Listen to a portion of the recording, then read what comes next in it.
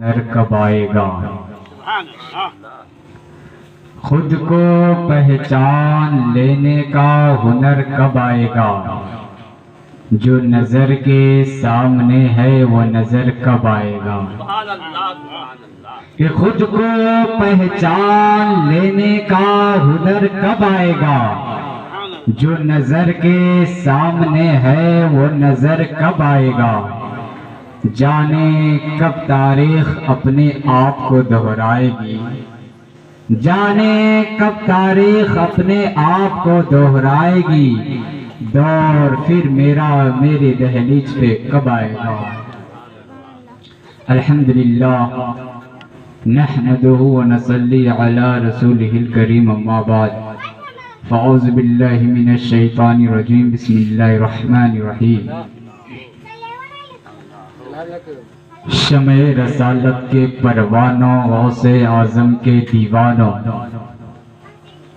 اولیاء اکرام کے ماننے والوں، میری ملت کے نوجوانوں،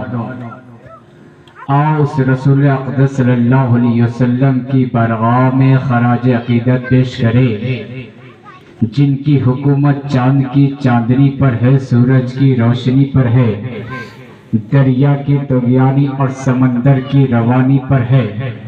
کلیوں کی چٹک اور پھولوں کی مہک پر ہے۔ آئیے اس رسول ہاشمی صلی اللہ علیہ وسلم کی بارگاہ میں خراج عقیدت پیش کرے، جن کو خدا تعالیٰ نے کہیں مدثر فرمایا ہے تو کہیں مزمل فرمایا ہے۔ آئیے پورا مجمع ایمانداری کے ساتھ، ذہنی بیداری کے ساتھ درود شریف پر اللہ رب محمد صلی اللہ علیہ وسلم، نین بعد محمد صلی اللہ علیہ وسلم، صلاۃ علیہ رسول اللہ صلی اللہ تعالی علیہ وسلم۔ حضرات آئیے ایک بار اور درود شریف پر اللہ رب محمد صلی اللہ علیہ وسلم، نحن بعد محمد صلی اللہ علیہ وسلم، صلاۃ علیہ رسول اللہ صلی اللہ تعالی علیہ وسلم۔ حضرات آج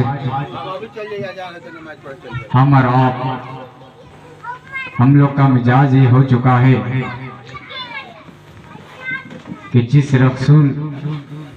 اقدس صلی اللہ علیہ وسلم کے صدقے میں ہم دنیا میں آئے ہیں، اس رسول پہ درود پڑھنے میں بھی کنجوسی کنجوسی استعمال کرتے ہیں، یعنی درود بھی دل سے نہیں پڑھتے ہیں۔ حضرات جس نبی کے صدقے میں یہ زمین ہے، جس نبی کے صدقے میں یہ آسمان ہے، جس نبی کے صدقے میں ہم اس دنیا میں ہیں،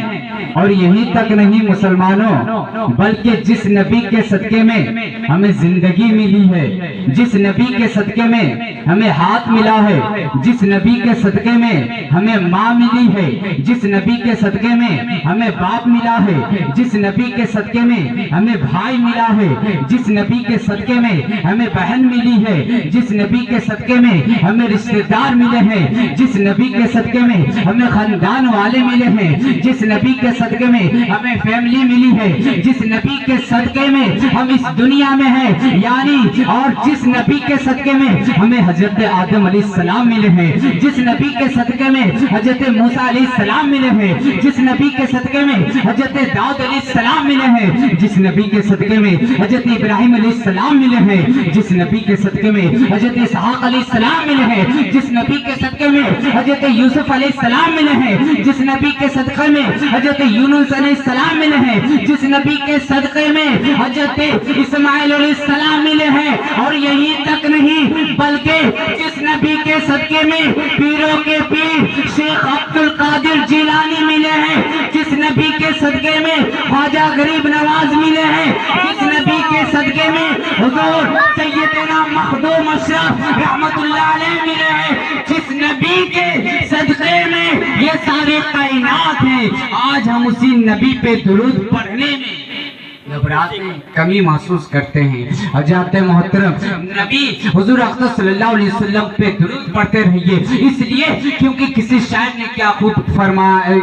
फरमाया है कि हर दम दुरूद पाक की कसरत क्या करो, होगा जरूर ख्वाब में आना हुजूर का, होगा जरूर ख्वाब में आना हुजूर का। हज़रत मोहतरम आज माशरे और समाज का जायजा लीजिए तो पता क्या चलेगा कि आज हमारे समाज और माशरे में आज हमारे नौजवानों का हाल ये हो चुका है कि आज नौजवान इस महफिल में जहाँ जिक्र मुस्तफ़ा होता है वहाँ आना नहीं चाहते हैं, जहाँ जिक्र मुस्तफ़ा होना चाहता है वहाँ नहीं आना चाहते हैं, और कहीं हरामकारी यानी ऑर्केस्ट्रा नाच बाजा हो वहाँ जाने के लिए पहले से ही तैयारी में लग जाते हैं, पहले से ही तैयारी करने लगते हैं। अल्लाह अकबर। लेकिन उन्हें मैं एक पैगाम देना चाहता हूँ, सुनो सुनो, कि जहाँ जिक्र मुस्तफ़ा होता है यानी जहाँ अल्लाह उसके रसूल का जिक्र होता है वो जगह जन्नत का बाग होता है। फिर ये सोच लो कि हम जन्नत के बाग में बैठने के लिए जा रहे हैं, और जहाँ हरामकारी नाच बाजा होता है वहाँ वो जन्नत का बाग नहीं बल्कि जहन्नम का बाग होता है, और जन्नत के बाग में शैतान नहीं बल्कि रहमत के फरिश्ते आते हैं, और जहन्नम के बाग में शैतान। हज़रत मोहतरम आज हमारे ऊपर परेशानी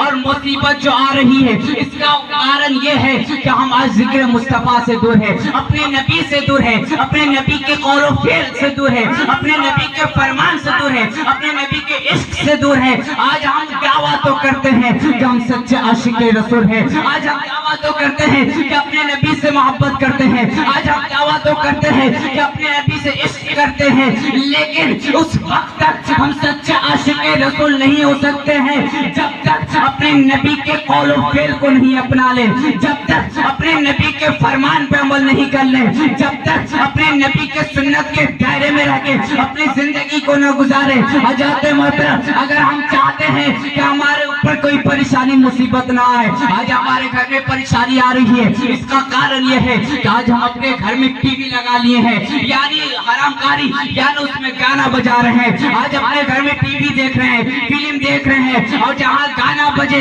यानी गाना सुनना भी हराम है, गाना बजाना भी हराम है, गाना भी हराम है। तो फिर अपने घर में अगर गाना बजा रहे हैं यानी हरामकारी कर रहे हैं, वहाँ हराम काम हो रहा है, तो फिर बताइए क्या उस घर में रहमत के फरिश्ते जाएंगे? नहीं मुसलमानों, उस घर में रहमत के फरिश्ते नहीं बल्कि शैतान जाएगा, और जिस घर में शैतान जाएगा क्या उस घर में बरकत होगी? क्या उस घर में परेशानी नहीं आएगी? क्या उस घर में मुसीबत नहीं आएगी?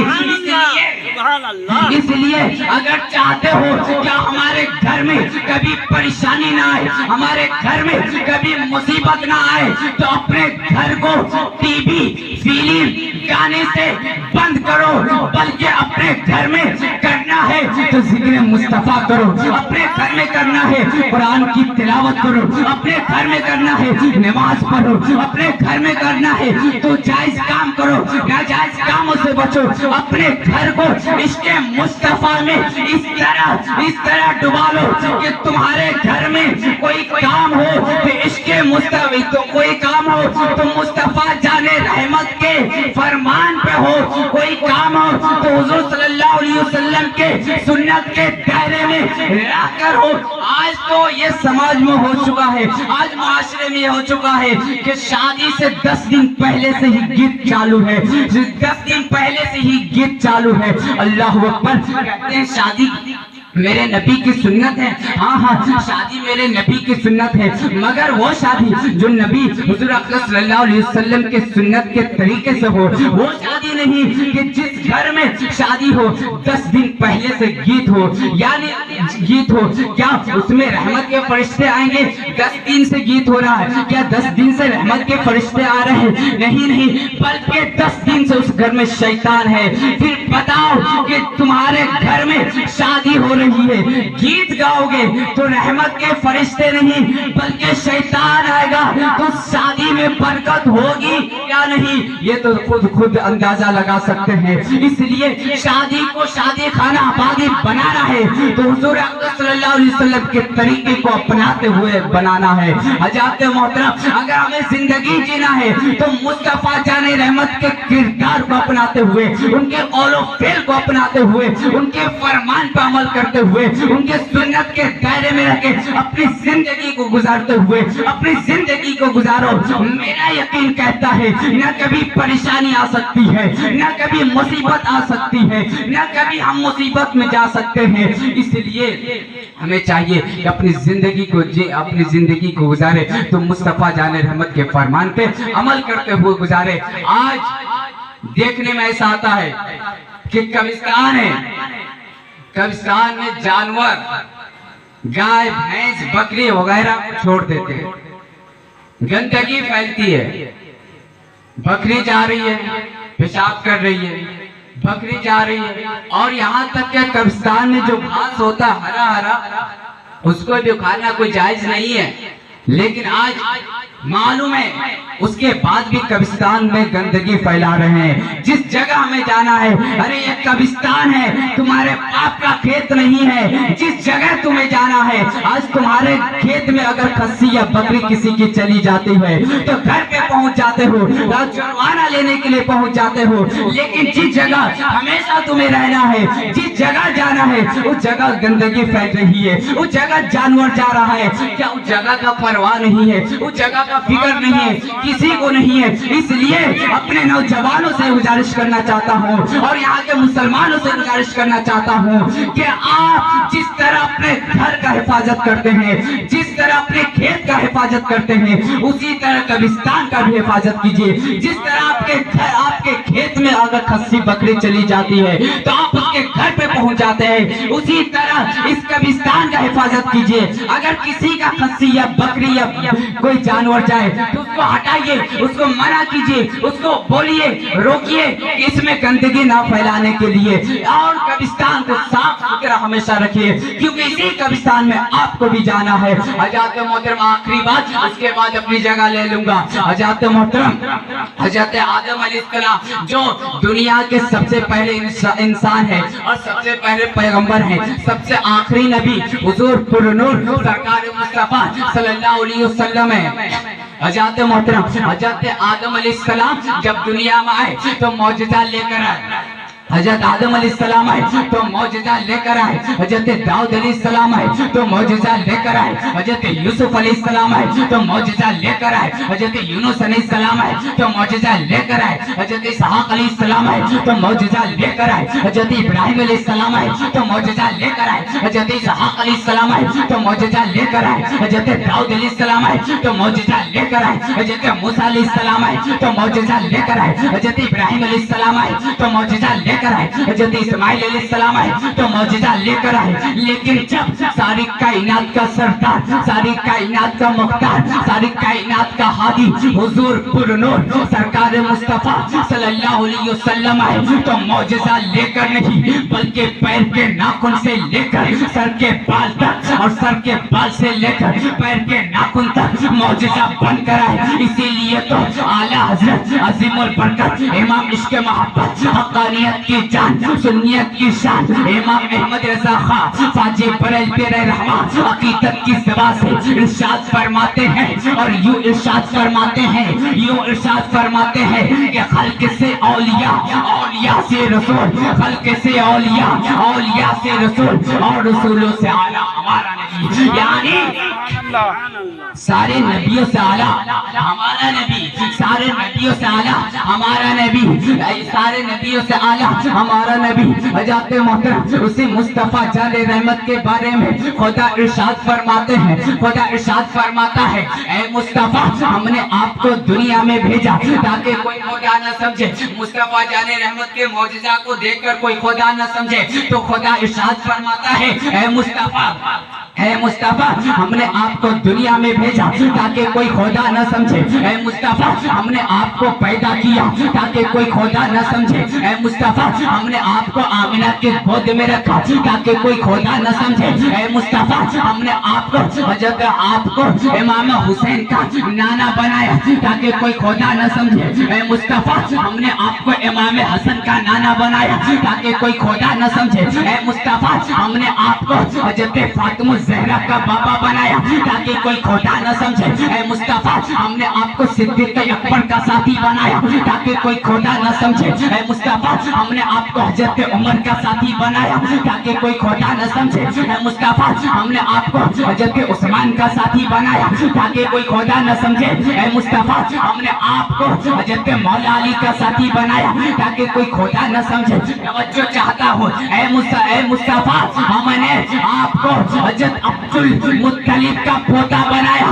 تاکہ کوئی خدا نہ سمجھے، اے مصطفیٰ توجہ، اے مصطفیٰ ہم نے آپ کو حضرت عبداللہ کا بیٹا بنایا تاکہ کوئی خدا نہ سمجھے، اے مصطفیٰ ہم نے آپ کو عرش اعظم پہ بلایا تاکہ آپ کے فضیلت کو، آپ کے رتبے کو، آپ کے مرتبے کو، آپ کے رفعت کو، آپ کے شان کو کوئی کم نہ سمجھے۔ میرے نبی کے شان کو دیکھو کہ میرے نبی، ہم سب کے نبی مصطفیٰ جان رحمت جو عرش اعظم پہ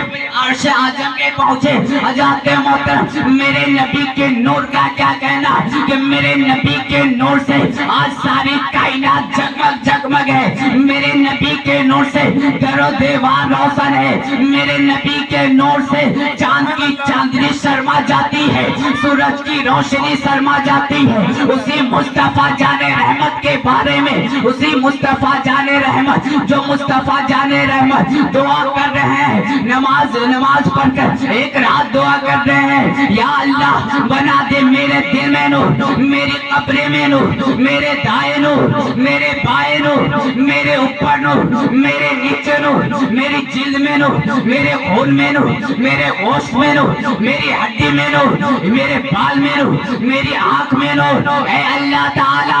بنا دے میرے لیے نور معظم اور مجھے نور سراپا عطا فرما دے۔ اسی حدیث طیبہ کی ترجمانی کرتے ہوئے امام احمد رضا خان فاجے بریلوی رحمہ ارشاد فرماتے ہیں، تیری نسل پاک میں ہے بچہ بچہ نور کا، تو ہے عین نور تیرا، سب گھرانہ نور کا۔